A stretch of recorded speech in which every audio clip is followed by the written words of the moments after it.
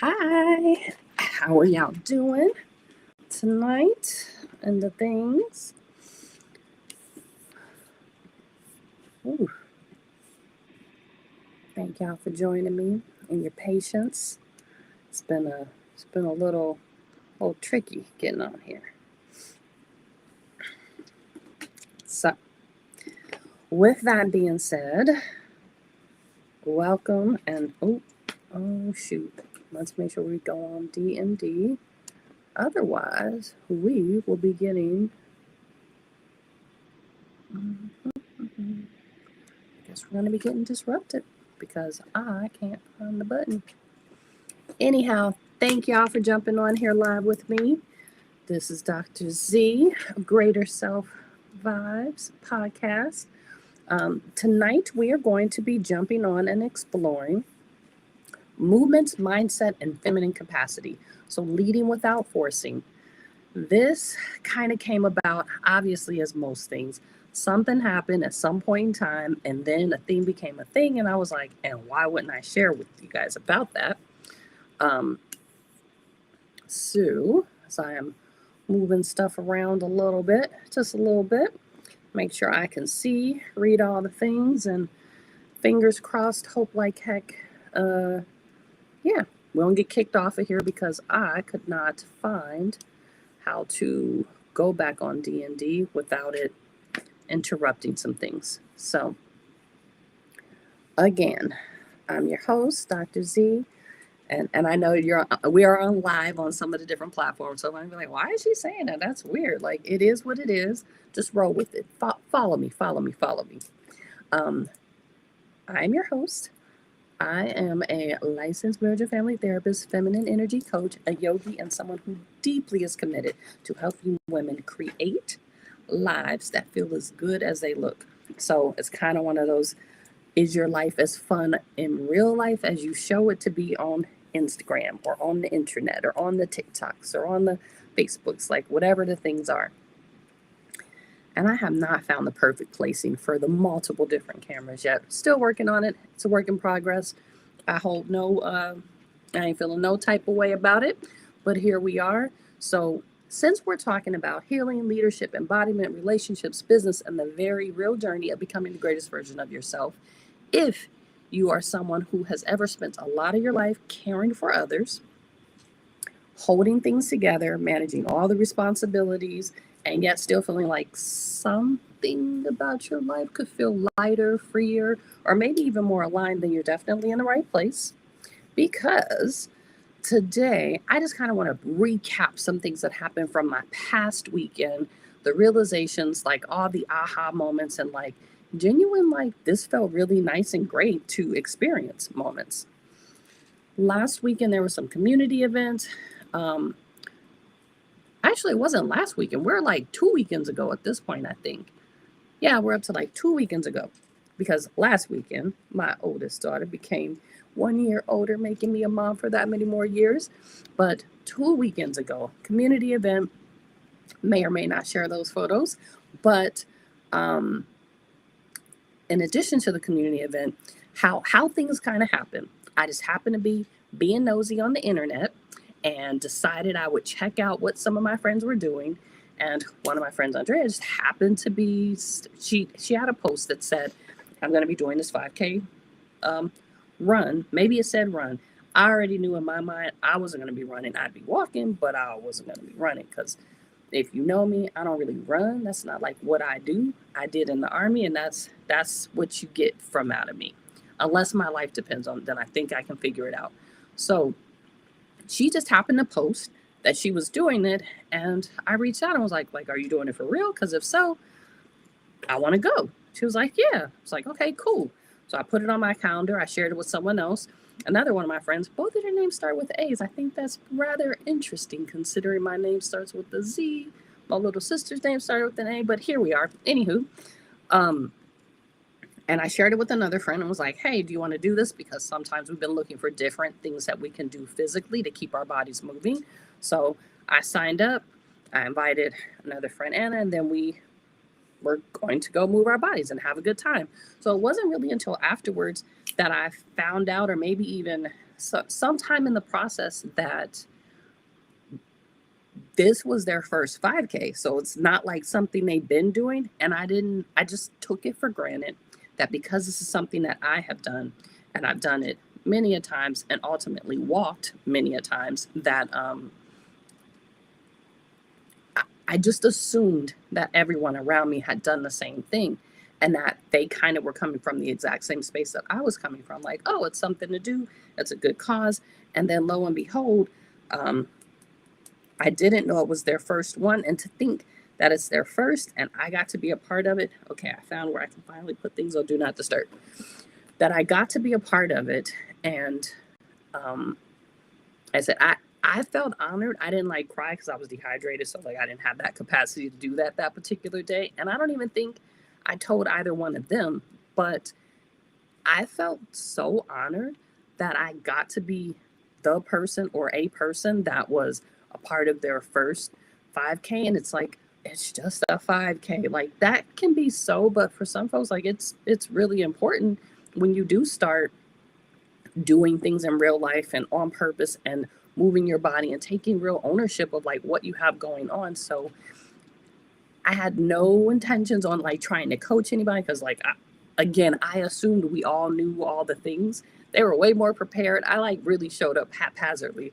Like, I just fall out here and do this. No plans on coaching, had no desire to push anybody to do anything because like I said, I already knew I was walking. I was not going to be running. And at the same time, I wasn't looking to be a motivational speaker either because I assumed they were going to be walking me through the thing and getting me to the finish line. Lo and behold, I was just being myself and being nosy on the internet, signed up to do something cool, got to do and have a cool experience with two dope people and be a part of a first. And I don't know why, but that is really important to me to recognize when I've been able to show up and be important and significant in someone's life and have them acknowledge it, even though it wasn't like, oh my God, tears. Like, it wasn't like that at all. But just being yourself allows other people to be themselves. Me showing up and even saying it is really what allowed me to notice the opportunity to embrace feminine leadership, which noticing that I wasn't forcing anything, I was just being me. I showed up. Me showing up alone was already enough. A lot of women, especially high capacity women, have learned that leadership means pushing ourselves, pushing others, carrying everything. When we think nurturing, we think that it means that we have to sacrifice ourselves. And the thing is, you don't. We think leadership can sometimes mean being responsible for everyone else's outcomes. That isn't 100% accurate either. Just like it's just not leadership in its full entirety. Are there components? Yes. Can it be helpful to be responsible for everyone's outcomes? Yes. Might you have sacrifices here and there? Absolutely. But that's not what feminine leadership is supposed to be. It ultimately ends up looking like, I'm going to say this, and you can feel however you want to feel about it, but it's overextended masculine energy. Masculine energy is structure, it's discipline, it's commitment. And all of those things are 100% important. But when you are making those the only thing that's important, and then you're showing up just like that too, you are showing what it looks like to be overcommitted, do the most, not really reap the most from it, and then putting yourself in a martyr position. So signing up for the 5K, that was masculine energy. Putting it on the calendar, showing up, and getting out of bed that morning because it was early. I had a great evening the night before. I absolutely could have stayed in the bed. But the feminine energy is what allowed me to allow the experience to feel alive, to be light, to be easy. I showed up. There was joy. We were connected. The invitation was well received. We were having a good time. If you happen to see the post where I shared about it, we're all smiles. And every single one of us pushed ourselves in a different way that day that we internally know about it. And we're able to do it together in our own ways. So simply said, just saying, hey, I'm doing this. Do you want to come? That in and of itself is feminine energy. It's the invite. It doesn't force. It's not making people have to show up, be, or do anything. But movement does expand our capacity. One of the things that I talk about a lot with my clients, whether it's in yoga spaces, it's my therapy clients, it's my coaching clients, or in conversations even with just my people, your capacity determines how much life you can experience without feeling overwhelmed or feeling resentful. I'm going to say that one more time in slow motion, because your capacity determines how much life you can experience without feeling overwhelmed or resentful. One of the fastest ways to expand your capacity is through physical movement. So when we move our bodies, we regulate our nervous systems. We increase circulation, we release stored emotional tension. We literally become more capable of holding more life. So imagine every time you moved your body, like we could be doing like this, a little something, whatever it looks like. Every time you're doing that, you're actually increasing your capacity to experience and enjoy more of your life just because you chose to move your body. Even things you love, even people you love, just by making sure you are physically capable of holding it, affords you the opportunity to truly experience like something pretty dope. Movement ultimately reminds you that you're alive, and it's your responsibility to make sure that you are keeping yourself alive in the best ways possible. When I talk about on the weekends the feminine CEO lifestyle, this is exactly why I talk about it, because it isn't just about, oh, I'm a boss and I do this and I do that. How are you a boss and a CEO of your life? What are the things that you are putting as rocks on your schedule, on your calendar, that make or allow you the opportunity to experience a lifestyle that you're really looking for? It's about how you run your life. It's about how you create balance, structure, and even softness. Your masculine energy helps you plan, it helps you execute, it helps you commit, it helps you build. Your feminine energy helps you feel, connect, receive, and actually enjoy all of the discipline that you put into place. So when these energies are balanced, something sort of magical happens. It's like you start nurturing others without depletion. You're able to just notice when things feel good in the moment and even in hindsight, because you're not trying to carry everything. You're not trying to fix everything or do everything for everyone. You're simply inviting them into the spaces that already feel good for you. And that's kind of what happened with the 5K. Like, am I going to ever run one? I don't foresee it happening, but I'll walk one like nobody's business anytime, any day for the most part. I wasn't trying to lead anyone, and nobody was trying to lead me for that matter. We were just doing our thing, and everything lined up to where we got to share an experience together. Everybody got what they needed out of it, maybe even more. And creating more spaces for alignment allows us to expand our capacity.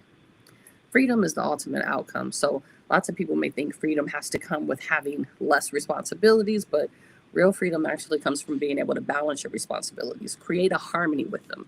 It looks like having structure that supports your lifestyle instead of suffocates it. It looks like being able to move your body because you do take care of it. And as we get older, and I'm embracing some of these gray hairs, at least this week. Next week might change my mind. Don't know yet. But the longer we keep living, the more life our body has lived, the more important and necessary it is to make sure that you're moving it in a way that works for you instead of against you. Having additional freedom comes from having emotional awareness. So being able to recognize, like, I'm good or I'm not good, and I need to do something that allows me to be good. Freedom also comes from choosing environments that feel good to your nervous system, knowing that you don't have to force anything and you don't have to push anyone or anything to get an outcome that you're looking for.